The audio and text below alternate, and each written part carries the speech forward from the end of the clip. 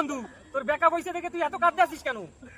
আরে আরে বন্ধু বলিস না, অঞ্জলিরে আমি খুব ভালোবাসতাম। আরে তাতে কি হয়েছে? তার কান্নাকাটির কি হইলো? ভাই কইস না, সত্যিকারের খুব বেকআপ হয়ে গেছে। তুই দে দে দে নাম্বারটা দে। ওর নাম্বারে কিছু হবে না রে বন্ধু, সত্যিকারের বেকআপ হয়ে গেছে। আরে আমি বুঝাই দিচ্ছি, আরে আমার উপর তোর বিশ্বাস নাই, নাম্বারটা দে। ক যা কবি ক। হ্যালো অঞ্জলি, আমি ডিএল এর বন্ধু বলতে আছি। আমি একটু ডিএল এর ব্যাপারে কথা বলতে চাই।